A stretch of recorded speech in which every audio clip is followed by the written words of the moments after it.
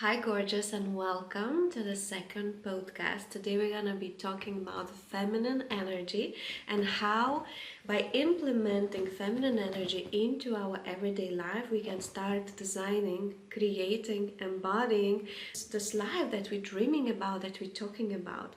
So, without talking too much, let's dive into the topic that I am so obsessed: feminine energetics.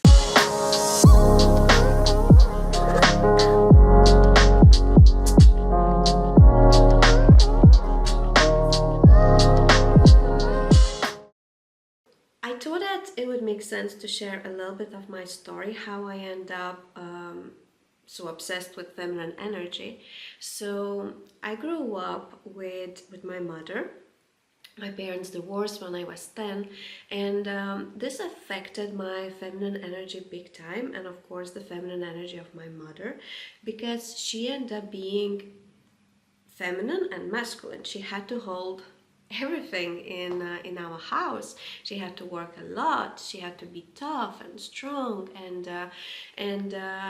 eventually she really moved into more masculine energy, even though her design was very feminine, but she just had not enough masculine presence to be held, so she could soften, so she could enjoy the feminine superpowers. She really turned into more toxic feminine and very strong masculine energy.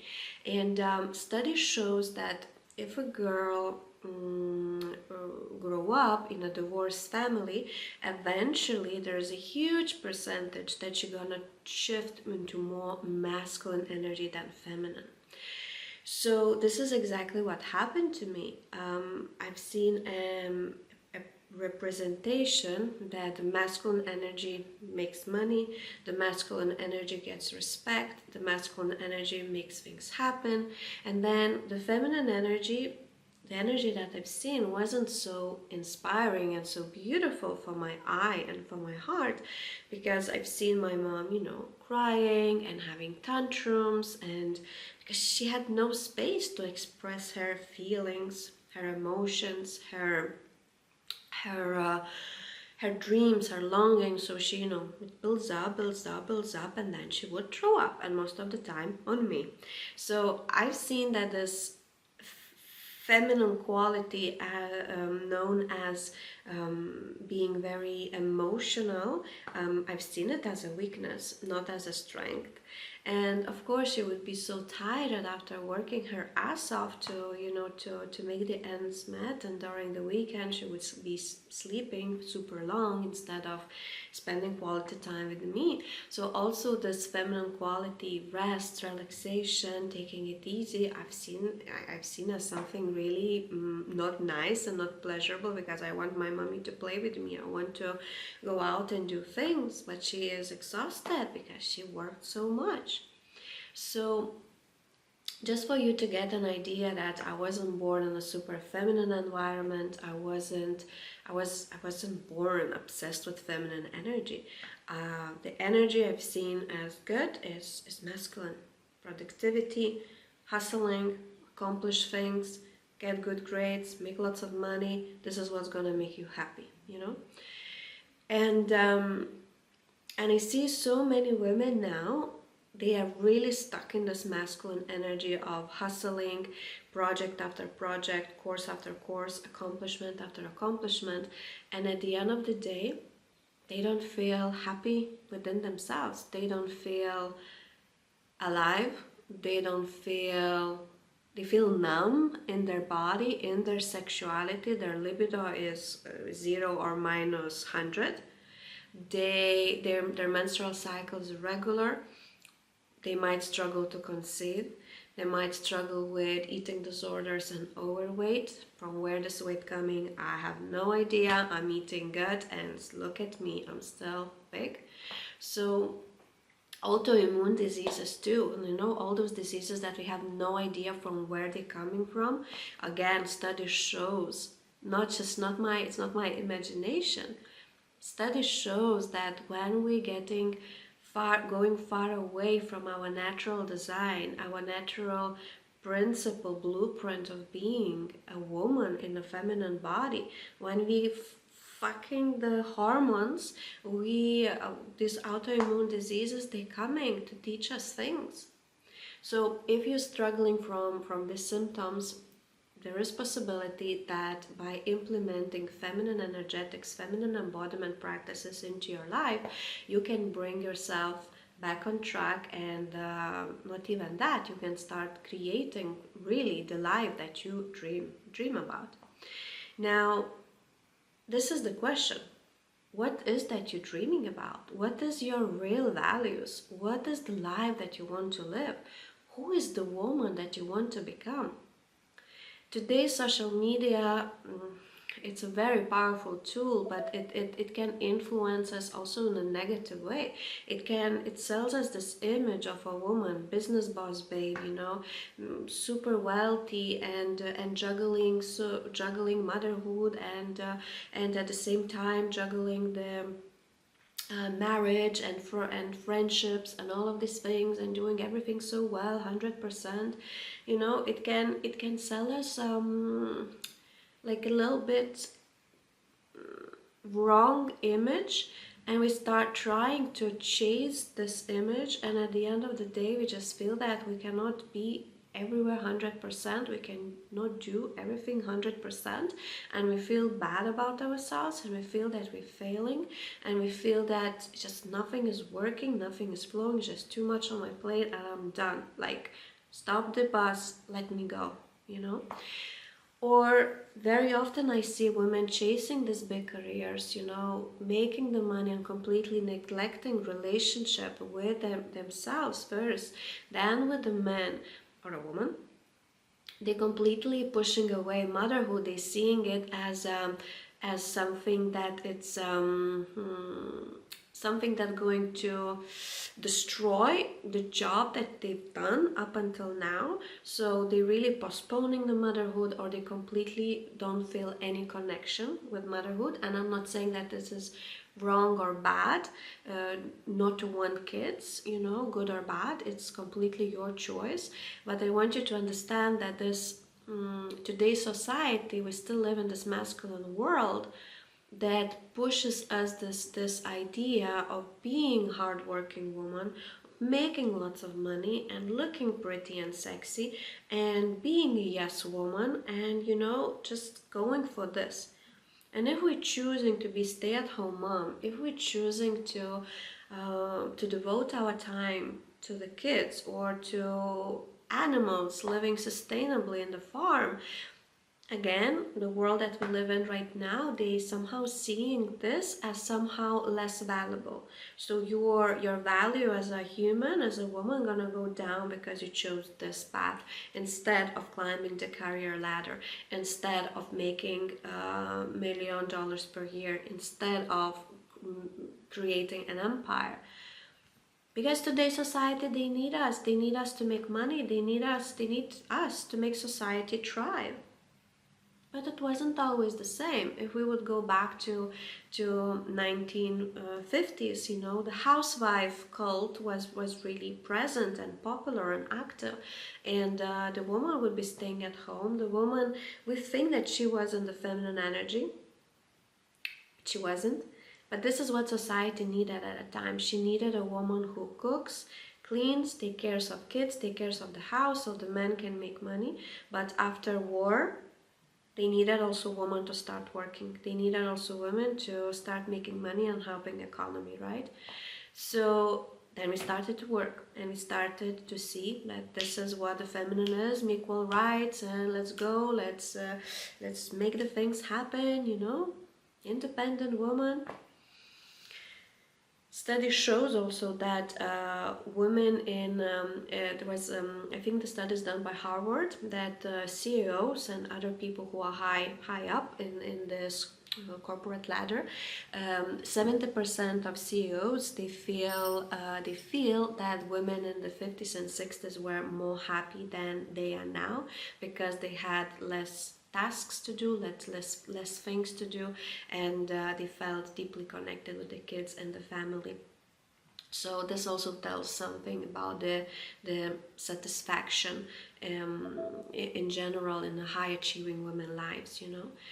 So all these housewives in the 1950s, it's not that they weren't the feminine energy, even though it looked like, because their hair perfect, makeup perfect, little cute dresses, nice heels, always smiling, always cooking and baking, right? But they were always in the doing energy, and doing energy is not a feminine energy. They had not enough place to express their feelings, their emotions. They had not enough tools and they couldn't access tools and practices that they could really tap into their feminine design to be, to feel. They were doing, gossiping, always in action, you know, being a doormat, uh, being really like a servant to her beloved. And if you would check, there was one thing that was so popular back in the day, in 1950s, 60s. Pills and alcohol. They were drinking a lot and they were popping pills like candies because they needed to somehow regulate themselves and calm themselves down because their nervous system were all over the place. So it really wasn't that, you know, the grass is green on the other side kind of scenario. No, they were struggling a lot too. So I don't want you to, you know, be a woman who's like saying being a housewife is amazing or being a corporate woman is amazing just because society tells different stages of our evolution that this is what you should do. I want you to start thinking yourself, does it make sense? Is it for me? Is it something that I want, you know? So in this podcast and Circle of Women community, I'm not saying that you need to be a housewife or you need to be a career woman or you need to live on a farm with the chickens and pigs and just live sustainably and don't go to the shops ever again, just live from your eggs and milks and things like that. No, I want you to understand what is your dream life for you, how your dream version of you looks like, moves like, feels like, breathes like, right? I want you to become her. I want you to start designing your dream life that it's yours. It's not the dream life of someone on Instagram. It's not my idea of dream life, but it's yours. Because it feels true. It feels good. It feels homecoming when you think about this kind of lifestyle, you know? And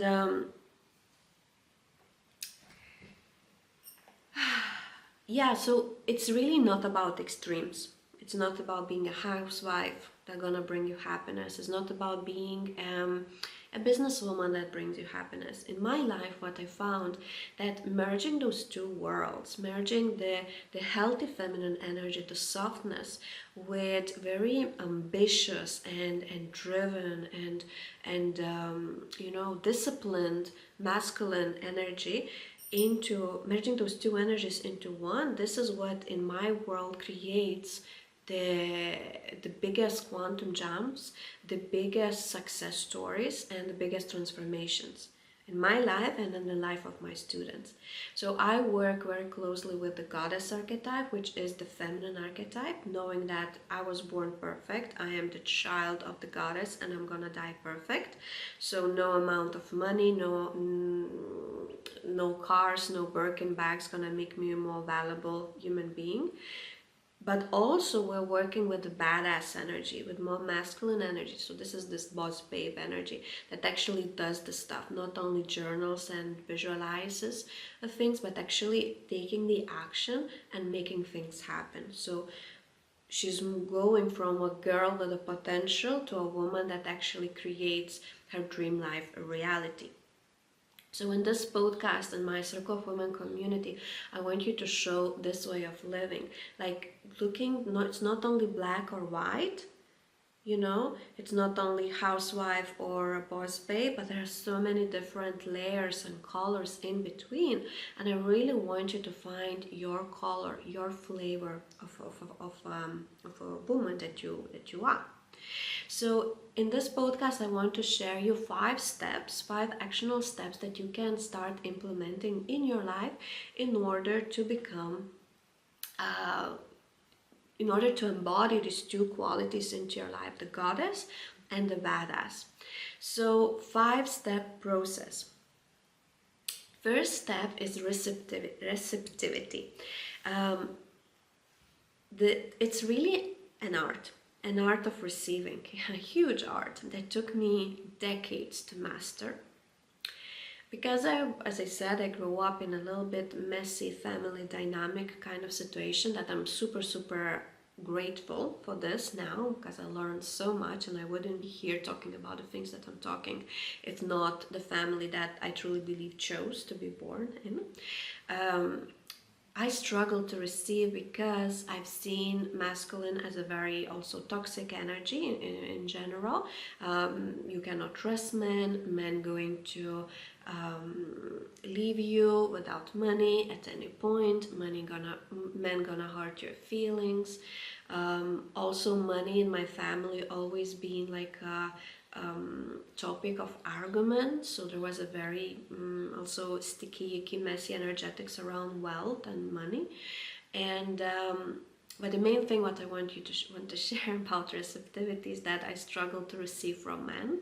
I would always feel that I owe them something in return, so I would never allow them to buy me a drink when we're in the club. I would never allow them to give me a ride because I feel from where I have no idea. I picked up this from somewhere that I owe them a favor, and most of the time a sexual favor. And this belief harmed me big time, because I was really pushing men away. I was attracting them as a magnet because I have very strong feminine energy in my chart, but at the same time I was ice queen. So if you want to buy me a drink, I can buy you a drink. This phrase I've said at least 100 times in the clubs in my uni years, you know. And it took me some time to receive in general, to really be in this receiving feminine energy, because masculine energy is a giving energy and feminine energy is a receiving energy.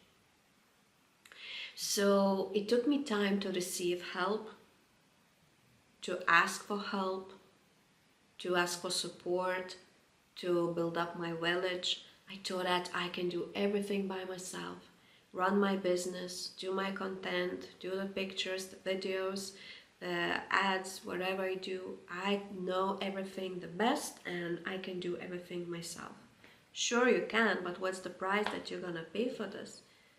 Your health, your happiness, your aliveness, your juiciness, your sexuality. You know, we are super women, we can do everything, but we all by ourselves, but we need to think, what is the price that we're gonna pay for this?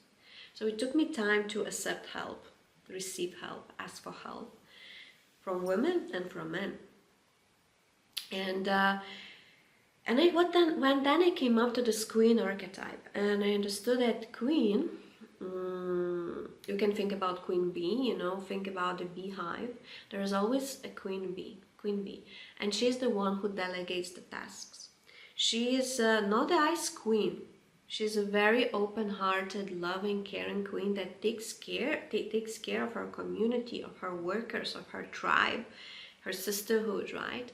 And she is there. She is in the center of attention, but she is giving the orders, because every single queen in the world, in the past and now, she cannot be queen by herself. She cannot do all the things alone and be a queen. She cannot. Every queen needs a village. Every queen needs a tribe. Every single queen needs a support around her, so she can really stand in her power and really make her vision, mission bigger, bolder. So it really took me some time to accept that. And once I did, I know it sounds cliche, but everything changed in my business, in my life.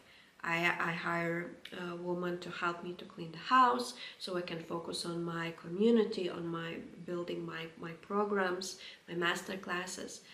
I learned how to receive from men their love, their presence, their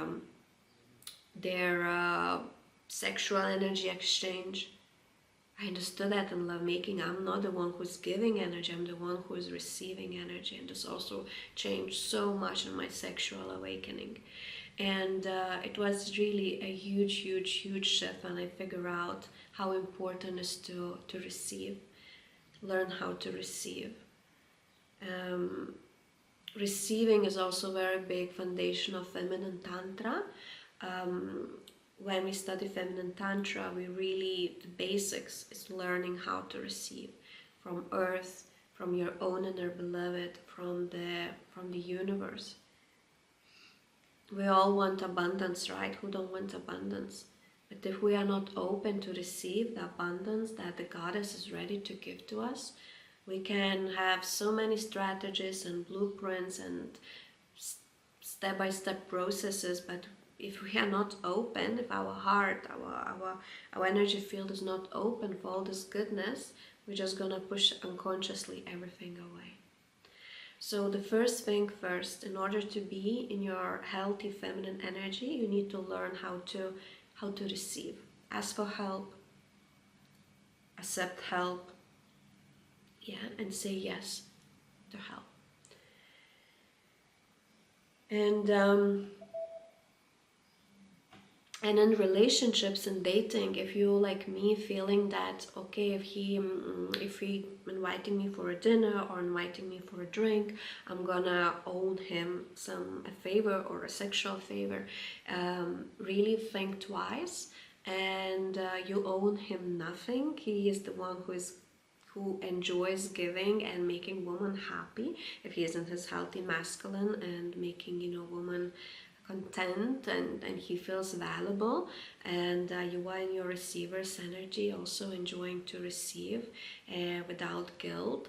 But if you're still feeling like, oh, I don't know, I think I owe him something, send him a message and say, look, I would love to go for a dinner with you, but I feel like I owe you something in return. And he will say, don't be silly, of course not. I wouldn't do that, but you can do that and just really go to this place with a very squeaky clean, to this date, go to this date with a very squeaky clean energetics, you're not owning him anything. Your presence, you being here, all beautifully prepared is really more than enough. Now, the second step in feminine energy activation is communication, a very clear communication. So when we are in our masculine energy, we tend to communicate from our mind, from logical thinking. And when we are in feminine energy, we're communicating from our feelings, from our emotions. So for such a long time, I would always say,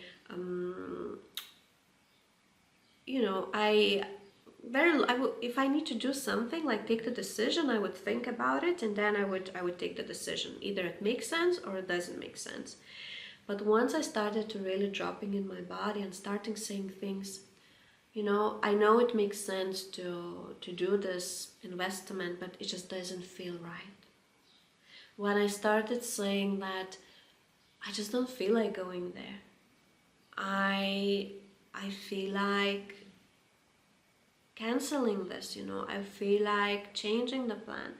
And of course we don't want to be in this airy fairy energy that is not, disciplined and committed and, promising and doing the things. Of course we don't want to manipulate this, but it is very important to more often to tune into our feelings and really see how this man feels like. Yes, he looks very pretty on the dating app and I should go and meet him, but if you could just meditate for a moment looking at this picture and see how this man makes you feel. Do you really feel like going there? Or you're playing the numbers game, and you're going just because you want to go to as many dates as possible.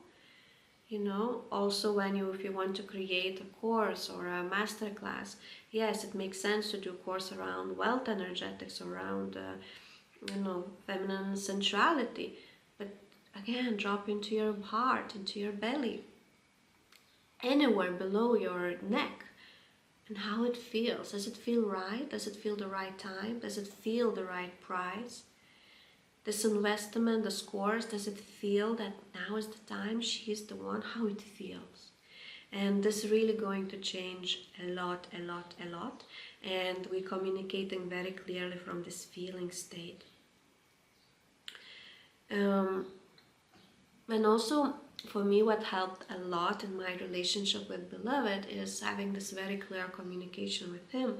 Because before, I was really communicating from this toxic masculine energy. Like, toxic masculine energy is like a bigger brother kind of energy that tries to protect his little sister, your feminine energy, by pushing other people away and punching faces and really being rude and mean to people, you know, like a rat in the corner spitting and, you know, like, don't touch me, don't touch me, don't come close to me. So this is the toxic masculine energy in communication. And it was like this, you know, I would stay silent treatments, calm, calm, calm, calm, quiet, and then you don't do this, you don't do that, you know. I've been putting our child for, you know, 3 nights in a row to sleep. Now is your time. Why are you not putting him to sleep? And blah, blah, blah, you know. And the very clear communication would be, instead of saying that, you say, you know, today I feel really exhausted. I would so appreciate if you would put him to bed, if you would have bath with him, if you would go for a walk, because I feel like this. There is no need to explain. There is no need to excuse yourself. You just say how you feel, and you ask for help, for support, in a very clear communication. So instead of humiliating other people, instead of putting other people down and being this, like, you know, very toxic kind of human being that is really not fun to be around, you're opening your heart and you speak your feelings from heart, and you say, you know, I feel like this. I don't want this because I feel like that. Yeah. And then people will really get you. They will love you so much more. They want to be around you so much more. You're gonna be much, much, much more magnetic woman than you are right now. So really, this is an invitation to step into your vulnerability, because masculine wants you to be happy. This is the most beautiful thing ever for man, to see his woman happy. Not overwhelmed, not overworked, not depleted and stressed, but happy. So you need to communicate your needs clearly, without drama, without toxic energy around, but really speaking from love. Inspire him. Inspire him. Tell him how great he is. Tell him how much you respect his work, his efforts. This will inspire men to step into the next level version of him. Not when you constantly saying how he's failing, how bad things he's doing, and how little he's doing, how little he's bringing to the table. This is not going to inspire him. He's going to spiral down, down, down, down. So it is really important for us women to inspire men by saying good words and motivating them in this way to do more of goodness.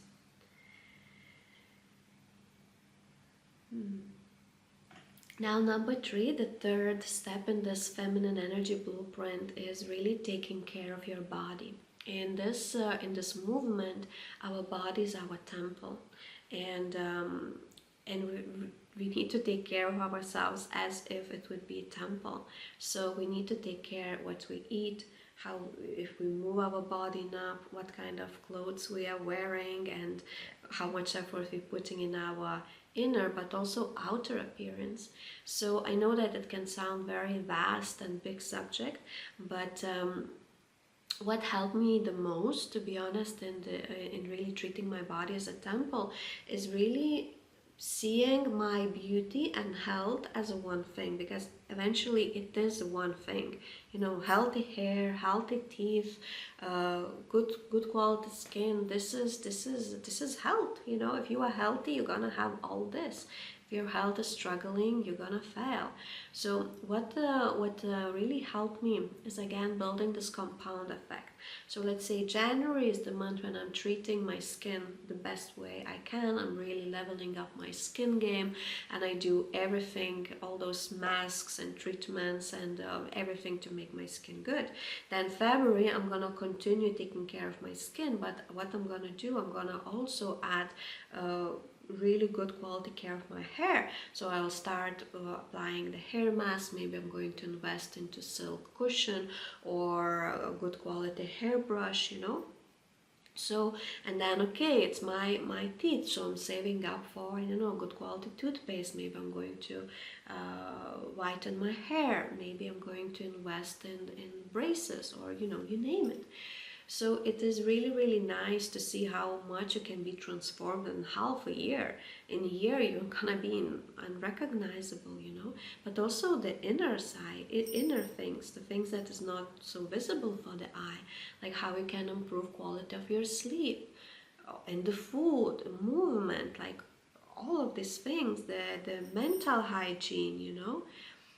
Growing, evolving as a human being, also taking care of your brain. So all of these things are super, super, super important, because there is a reason why we have material body, matter, and spiritual body. So we have to take care of both. So in order to become her, really think about a woman that you want to become, a woman that is like a dream version of you. And please stop looking to Angelina Jolie if you look like me, more Scandinavian features, or Kim Kardashian. Like, okay, I don't have this butt like Kim Kardashian, I don't have boobs like hers, I don't have hair like hers, I'm never gonna be like her.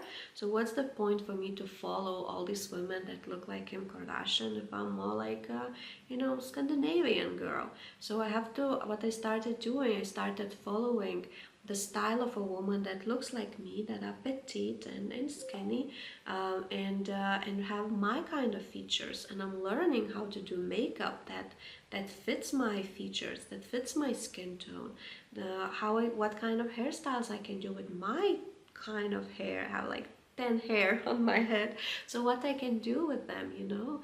And the style, okay, I live in Ibiza, it's a very boho kind of style, so this is what I want to have more into my life, you know. uh, and I'm not following that much now women who have very like a boss babe kind of style, because it's just gonna be waste of money and time for me. So I want you to find a woman that really looks like you, maybe a slightly famous woman, and really see, you know, what she's wearing and what kind of makeup she's using, because for sure she has the best people to take care of her appearance. So we can learn a lot from her and create a vision board, the style, the habits, the makeup, the hair, right? And this is how it's just one of the ways how you can really take care of your body temple, you know. Again, in ancient Egypt, dressing up and the jewelry and makeup would be seen as a huge part of the feminine arts. It wouldn't be seen as waste of time and something superficial, especially if they would be doing some kind of ceremony. They would really dress up. They would really put an effort to dress up for ancestors, to show that they care, you know, they care how they're gonna see us. You know, if you're going to a fancy wedding and you'll go with a tracksuit, like, and no makeup and messy hair and all smelly, like, is you think this is respect for the people that is marrying? No, it's not respect. So again, every day, I'm not saying that you need to, you know, put your best dress every day. You can if you want. Well, I'm talking more here about this micro dressing, you know, a little bit of makeup, fresh hair, brush your teeth, apply some body oil, nice clean clothes, good materials, you know. It's gonna make you feel so much better, so much more confident. And this is how you're gonna really become her now, not in 5 years time, but today, now. And you can, I'm 1000% sure that you can start today. You don't need to now go and do crazy shopping and buy all of this silk and cashmere clothes, you know, and the most expensive perfume and Victoria Beckham makeup. No. Slowly start investing in quality things and see how you're gonna be elevated. Okay, we're going to step number 4. In order to become to bring more feminine energy into your life and create your dream life, you need to put yourself first. You need to be more selfish. And I know it sounds harsh, it sounds triggering. Selfish is bad. I use these words for a reason, to shake you a little bit. We've been trained to believe that we have to be yes woman, we have to mother everybody, we have to be, you know, always here for others, and this is why so many women feel empty, feel depleted, anxious, depressed, because they not pouring enough to themselves. They feel empty, they're giving from an empty cup. And very long time ago, one yoga teacher told me that what is in your cup, it's for you. Wherever you create all these practices that you do, it's for you. It's to be in your best version of you. Now, what's overflowing, this is for your community. This is for your man. This is for your kids. This is for your mom. But it has to be overflow of energy. What is inside is for you. And most of us, we have almost nothing inside our cup. So really choosing yourself first and understanding that nobody wants to hang out by the river that is without the water, that it's no water, no flow, no energy. There is death there. Everything is smelly and stinky, and it's just not beautiful, and not, it doesn't feel good to hang out there and do a picnic by this kind of river. So we need to create the flow of energy in our body, the flow of love, of self-devotion, by implementing feminine embodiment practices, by implementing radical self-care that is not only bubble baths and face masks, but really healing ourselves, uncovering what needs to be healed from the childhood, working with the mother, with father wound, deepening intimacy with ourselves, with our sexuality, awakening the archetypes, feminine superpowers. This is what the radical self-love and self-care really is. Embodying the dream version of us, at least 1% each day, you know. And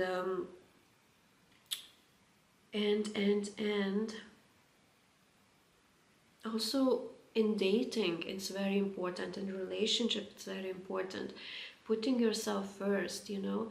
I see women, they becoming really like either a doormat, so they're already in a relationship and in marriages, and everything is about the man, and they cook and clean and tiptoeing around, and whatever my man will say, whatever he wants, he will be the one taking the decisions, where to go on holiday, how long to stay, what hotel to stay, can we afford this, can we not afford this. He's always like the boss, the head of the family.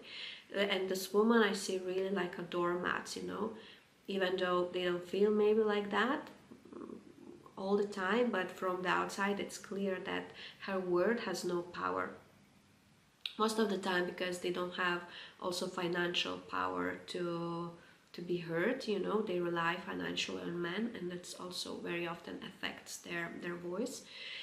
So in the marriages, I see women being like a doormats, and then if women, they are not married and they're dating, they chasing the men. They like calling them, messaging them, checking in, you know, always chasing them.